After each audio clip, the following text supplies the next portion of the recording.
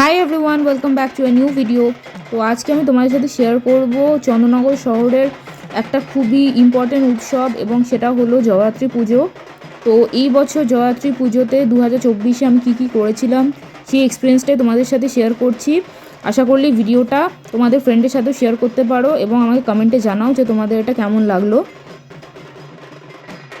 তো চন্দননগরে জগদ্ধাত্রী পুজোর মেন যেটা ক্রাইটেরিয়া হলো সেটা হলো যে এখানে লাইটিংটা খুবই পপুলার। সেটা তোমরা দেখতেই পাচ্ছ যে এখানে মন্দিরের প্রতিমার থেকেও লাইটিংটা খুব বেশি ম্যাটার করে।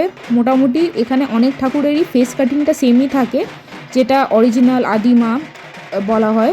জগদ্ধাত্রী ঠাকুরের ফেসের কাটিংটা সেরকমই থাকে, কিন্তু এখানে যেটা মেন ডিফারেন্স হয় সেটা হচ্ছে লাইটিংয়ে। তোমরা এখানে দেখতেই পাচ্ছ যে প্যান্ডেলে যে লাইটিংগুলো করা সেগুলো অলমোস্ট ইন্টারন্যাশনাল লেভেলের লাইটিং, এবং এরকম লাইটিং হয়তো ইন্ডিয়ার খুব কম জায়গাতেই হয়।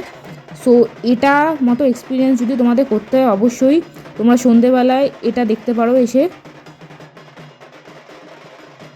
তো প্রথমে যেটা বলার সেটা হলো যে এখানে তোমরা গাড়ি নিয়ে ঢুকতে পারবে না, তো তোমাদের পায়ে হেঁটেই যেতে হবে।